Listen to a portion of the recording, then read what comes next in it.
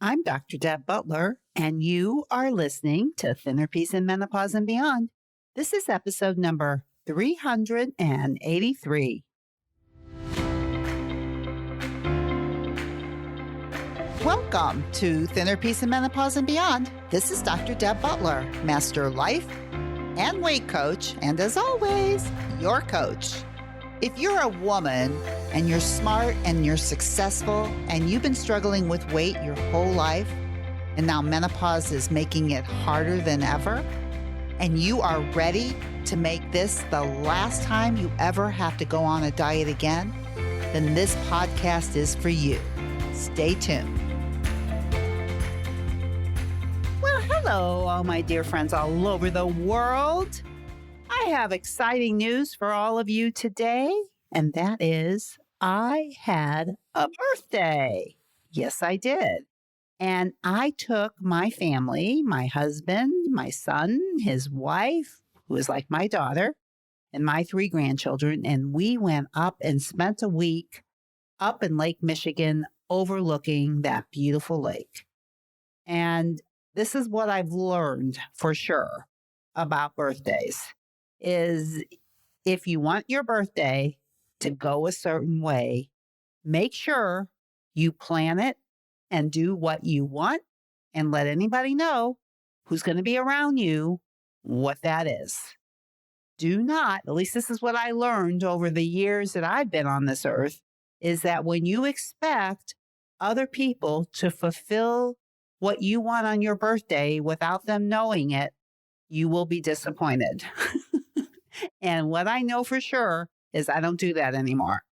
And this birthday was glorious because I planned it the way that I wanted it with the people that I wanted to be with. And I'll tell you, wow, that's all I can say is it's magnificent to be me. That's how it felt on this birthday, that it was wonderful to be who I am, to be with who I was with, to be where I was at this time in my life. And I tell you that because everything in your life has so much to do with how you think about things. So when I was younger, I used to be very disappointed on my birthdays, very disappointed, because I had all of these ideas in my head and I just thought everybody who loved me could mind read and do it for me. And you know what? There is no such thing as mind reading. You want it, you say it. That's the way it goes. Now, people get to do what they want to do too, so you got to be okay with that. But I have found over the years of doing my own birthdays and planning my birthdays is that I get very, very close to what I want when I do it the way I want and I let people know what I want. Most people are pretty happy to do it. They just need to know. And I'll tell you what, it was a wonderful, wonderful week and a wonderful day. So that being said, I don't know how you think about your big day or your birthday, but are you able to say what you want? Are you able to let people know what you want? Or are you hoping that they're going to read your mind? Because it doesn't work. Okay. So that being said about minds and thinking, now I want to talk to you about the group that I'm doing right now, which will be opening up again soon in another 6 weeks or so. So I want to be talking to you a little bit about that for you to be thinking about it. And if you want to be on the wait list of the next group that opens up, you can always go to drdebbutler.com/peace, P-E-A-C. You can get on the wait list. And what that means for you is that as soon as it's announced, you will find out about it and you will be the first to be able to sign up. And if there's any price breaks, you'll be able to get those. And usually the class sells out fast. So you want to be the first, you get on the wait list, you find out everything, and you can click and be in it. So that being said, I want to tell you a little bit about what's going on at this point in our group, what's going on with my clients and my students, and how I can help you with what I see with them. So one of the things that I'm seeing is that there are still people who don't know what to do with Joy Eats. They have a hard time with how they want to think about them. And remember, a Joy Eat in the way that I talk about it, in the types of eating, in my Thinner Peace process, a joy eat is a non-nutritious food that you really enjoy, you really like, but you learn how to eat it bite by bite, very mindfully, and to stop the minute you're through enjoying it. And I think because we've had so many years, at least I had so many years of thinking I couldn't eat those foods or I couldn't control myself around those foods, that whenever I ate those types of foods, I usually lost my mind because my mind was already believing that I couldn't handle it. And then my mind would always go to, well, this is my last supper kind of a thing with that food. And I would just kind of overeat it and then feel really bad about it and then tell myself I was never going to eat it again. That's the way I used to handle what I call now joy eats. And I know that most of the people I work with come from that same place. And I use joy eats in my program as a type of eating and a way to teach your mind how to be able to eat these foods without losing your mind.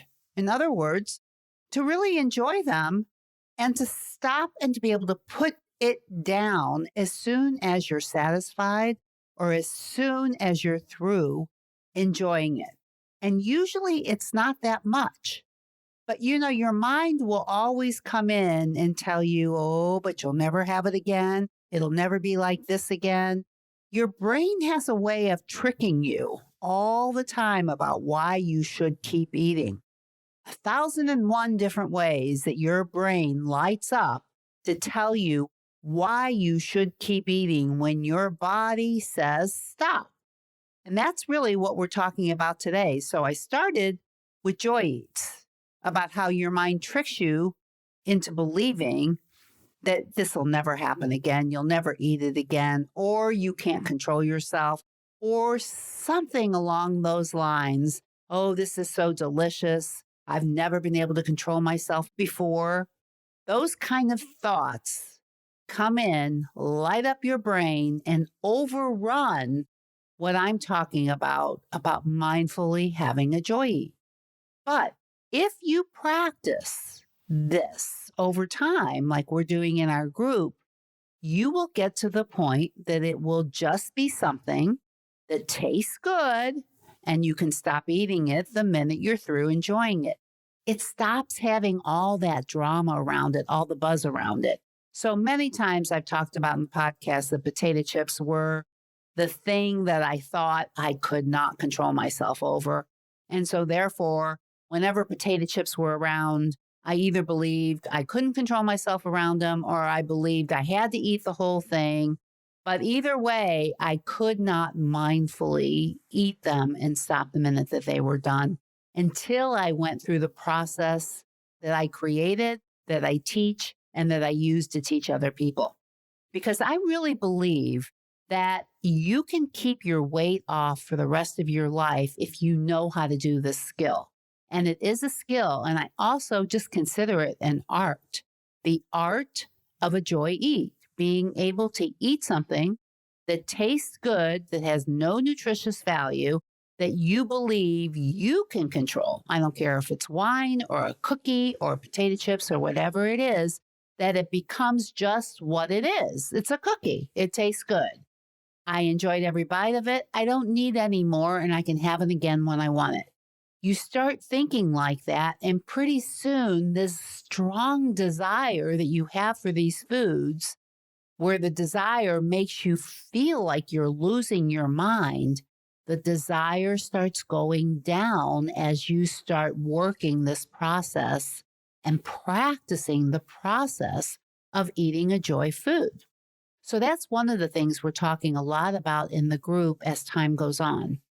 The other thing that I find that will trip people up are the hunger scales. And just to go over with you the hunger scale, the physical hunger scale that I use with all of my clients, I talk about it a lot in my podcast, but I don't think I can talk about it enough. So we have a scale that you can imagine in your head.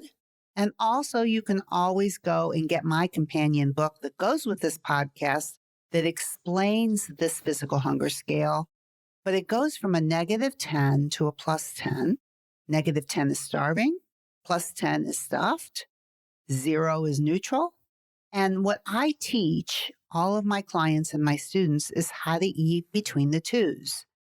To eat when you're hungry, meaning a -2, which is a whisper of hunger. You absolutely feel the hunger, but you also feel like you could get a lot hungrier, like you don't have to eat. That's kind of like a -2. And you eat to a +2 on the hunger scale. And the +2 is, well, listen, you can go all the way up to a +10. So there's plenty of room in your stomach when you think about a +2. There's plenty of room to eat more. And that's why I think it's very, very important that you always be able to use these numbers in the beginning instead of saying, I'm hungry or I'm full, because what does hungry really mean? It could mean anything, anywhere between a -1 and a -10. So what does hungry mean? I want you to train your brain that hungry means time to eat means a -2. Time to stop eating, meaning I'm full, is a +2, which means that there is a whisper of fullness. You're satisfied. You certainly could eat more. That gets very confusing in people's brains and bodies when they're used to just saying, I'm hungry and I'm full, and not really understanding these numbers, because there's always going to be room to eat more and room to wait longer based on this hunger scale. And I think it's very true for how the body and mind works. That's why I use the numbers.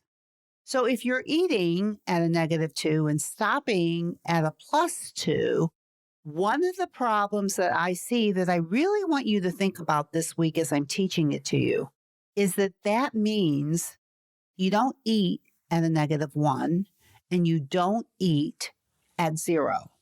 A lot of things that I see, especially in the early days of working with my clients, is that they'll start eating when they're a 0 or a -1. And really, that is a signal from the body that is saying it is not time to eat yet. It says there's some room, but it is not saying it's time to eat. Because can you imagine if you're eating at a 0 or a -1, you really will be eating all day long. You'll always feel a little bit of hunger and you'll always go, oh, I feel a little hunger. I should eat. So really getting down what this -2 feels like and not eating until you feel it is very, very important. And what I find with a lot of my clients is that these -1s are usually mixed with stronger emotional hunger in the middle of the day, at the end of the day, at night, where these little -1s creep in. But there is stronger emotional hunger. There could be boredom. There could be loneliness, something else that creeps in at this time, either during the middle of the day or at the end of the day, that makes these -1s, which means it's not time to eat, feel stronger than they are and make you say to yourself, well, I'm hungry. I should eat something. I want you to really watch that this week because I see that it really trips up anybody that I'm working with, because the body and mind are going, hey, I feel a little something there. Don't you think we should do something with it? And what you want to learn how to do is go, it's not time to eat yet. And I'm not really hungry. I'm not really a -2. And you get used to feeling 0s and -1s without feeling the need to eat. Sometimes people want to fill those numbers up because they're afraid of going hungry. I get a lot of clients that are afraid of going hungry. So as soon as they feel the tiniest bit of hunger, they want to eat. And when you first learn this hunger scale, sometimes those -1s seem like invitations to go ahead and eat. Now, this is what I'm telling you. If you never hire me and you want to know one of the number one things that can get in your way, it's eating at a -1 or eating at a 0 and believing that you're hungry. So from here on out, a -1, it is not time to eat. a -2, it is time to eat. Now, let's talk about stopping when you're full. A +2 means you're full. Now, you have all the way up to a +10 to eat, right? So there's a lot of room. So can you imagine that little brain of yours that's been lighting up for your whole life with 1,001 different reasons to eat when you're not hungry will light up? This is so delicious. You will never have this again. You're never going to eat it again because you're being bad today. I get a lot of clients that feel like they're bad if they eat it and they're going to be good tomorrow. And so the thought is, well, you better get it all in because you're never going to have it again. These are thoughts that have been running around in your brain for a long time, and they light it up and almost create more of a desire to eat, even though your body at a +2 says, we're done, we need to stop. And so what you're doing when you practice this physical hunger scale is you're learning how your brain talks to you and urges you. We talk a lot about urges to eat, either when you're not really hungry meaning a -1 or a 0, or you're full at a +2, and all the reasons why you should continue to eat. Now, here's the other thing that I see with these +2s. A lot of my clients and students, as they're working with the physical hunger scale, I'll start seeing more +3s. I'll see eating at -1s and eating to a +3. And I think what happens in a lot of brains is, especially with these +3s, is it's not that bad. It's only a few bites because you're so used to overeating that a +3 almost feels like a good thing. But a +3 is considered eating when you're not hungry. It means that you were full at a +2 and your brain has given you 1,001 different reasons why you should keep eating. Now, I think your goal this week is to find out what your brain says to you at these numbers. What does your brain say when you know you're at a -1 that makes you want to eat? What does your brain say when you're at a +2 and it makes you think you need to continue eating? Those -1s are tricky and the +3s are tricky because it's very difficult to lose weight if you're eating all day, and it's very difficult to lose weight when you're overeating. A +3 is overeating. If you're always eating to +3s, you may think to yourself, I'm not eating that much. You may even think to yourself, I'm full. You may even think to yourself, I don't know what my problem was. I should be losing weight, but you're overeating. And so understanding these numbers for yourself and really dialing them down for yourself is very, very important to the skills that I teach. So can you imagine that if you can have a joy eat, a non-nutritious food, a food that you thought you could never control yourself around, or a food you thought you would never be able to eat and believe that you could stop whenever you wanted. When you can do that and enjoy every bite of whatever that food might be, for me, it was potato chips, and know that you can stop the minute that you're through enjoying it, you will never have a weight problem again. Just that alone. Now, if you add to that you only eat when you're hungry and stop when you're full, meaning I only eat at a -2 and I stop at a +2, not a +3, but a +2. When you really start noticing the difference between a +2 and a +3, and you manage your mind in between those two numbers, you eat between the 2s, you learn how to joy eat and enjoy every bite of any non-nutritious food without overeating, without thinking it's your last supper, then you will have considered the weight issues that you've had in the past will be over just by this. Now, listen, I know it's not simple, but I see people do it all the time, and I know that you can do it too. So for this week, I just want you to practice when you hone in on the 2s and you know that you're at a +2, or you start noticing that you're going to +3s. Now, the way that you notice all this stuff is by writing it down. If you do it in your head, I have a lot of clients in the beginning that think they can do it in their heads. You cannot do it in your head. You have to write it down so you can see it, and you have to be that aware of it. When you can eat between the twos and treat a joy eat the way it was meant to be treated, which means you enjoy every bite and you stop the minute that you're done, and you manage your mind and you manage the 1,001 reasons of why you should keep eating when you're not hungry, then you will be in a totally different place in your life. And that is what I want you to practice this week, because especially if you're in menopause and you have a lot of other emotions going on, emotional hunger plays in to this physical hunger scale. And I want you to see it, because you can be at a -1, not very hungry. But if you're emotional hunger, if something else is going on with you emotionally, it can make you believe and trick you into believing that you're hungry. You have got to be aware of yourself. You've got to be onto yourself. And this is how you do it.